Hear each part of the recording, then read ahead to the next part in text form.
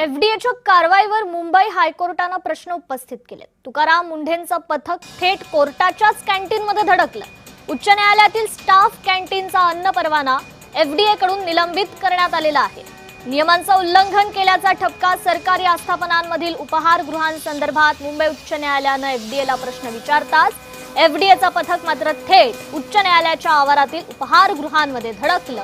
अन्न आणि औषध प्रशासनाकडून केलेल्या तपासणी दरम्यान उच्च न्यायालयातील एका उपहारगृहाची नोंदणीच झाली नसल्याचं स्पष्ट झालंय। नियमांचं उल्लंघन केल्याचा ठपका ठेवत न्यायालयातील स्टाफ कॅन्टीनचा अन्न परवाना आता एफडीए कडून निलंबित करण्यात आलेला आहे। एफडीएच्या कारवाईवर मुंबई हायकोर्टाने प्रश्न उपस्थित करताच मुंढेंचं पथक मात्र थेट कोर्टाच्याच कॅन्टीनमध्ये धडकलं। या ठिकाणी मुंढेंचं पथक यांनी कोर्टात धडक दिल्यानं न्यायालयातील स्टाफ कॅन्टीनचा अन्न परवाना एफडीए कडून निलंबित करण्यात आलेला आहे। अनेक नियमांचं उल्लंघन झाल्याचं त्या ठिकाणी दिसून आलं।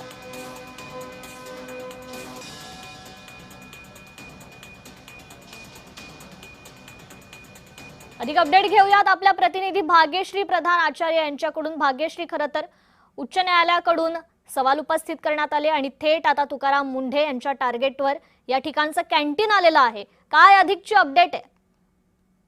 नक्कीच आपण जर बघितलं तर मागच्या सुनावणीमध्ये खरं तर कोर्टानेच त्यांना तसं सांगितलं होतं की तुम्ही केवळ आणि केवळ फक्त ठराविक ठिकाणीच रेड टाकताना पाहायला मिळतात। सरकारी ऑफिसेस आहेत, बरीच मंत्र्यांची हॉटेल्स आहेत, तिथे देखील तुम्ही कारवाई करा असं खरं तर फ्री हँडच एक प्रकारे कोर्टाने त्यांना दिला होता। आणि त्यानुसार त्यांनी हेही सांगितलं होतं त्याच वेळेला कोर्टाने की आमचंही कॅन्टीन आहे, आमच्याही कॅन्टीनला तुम्ही रेड टाकायला पाहिजे। तर त्यानुसार आपण जर बघितलं तर काल स्वतः एफडीए कडून कोर्टाच्या कॅन्टीनवर देखील रेड पडलेली पाहायला मिळाली। त्यानंतर असं कळलं की त्याचा परवानाच नाहीये त्या कॅन्टीनचा आणि ते कॅन्टीन सध्या बंद करण्यात आलं। आता खरं तर आज सकाळी या संदर्भात एक सुनावणी पार पडणार आहे सकाळच्या सत्रामध्ये आणि त्याचाच भाग म्हणून काल कॅन्टीन देखील चेक केलंय का अशा पद्धतीचे एक विचारणा जी आहे ती सध्या केली जाताना पाहायला मिळते। आता आपण जर बघितलं तर नवी मुंबई येथील एका हॉटेल संदर्भातील सुनावणी दरम्यान एफडीएला उच्च न्यायालयाने एक हे जे सगळे होते ते आदेश दिलेले होते आणि आता आज देखील काही हॉटेल्सवाले आहेत त्यांनी याचिका दाखल केलेली आहे आणि त्या संदर्भात आज देखील एक सुनावणी जी आहे ती पार पडणार आहे। त्यामुळे या सुनावणी दरम्यान नेमकं काय होतंय, काल झालेल्या कॅन्टीनच्या कारवाईवर कोर्ट काही म्हणतंय का, हे सगळं पाहणं महत्त्वाचं ठरणार। अगदीच भाग्यश्री, उच्च न्यायालयात जेव्हा हे एफडीएचं पथक धडकलं तेव्हा नेमक्या कोणकोणत्या त्रुटी त्या ठिकाणी आढळून आलेल्या आहेत?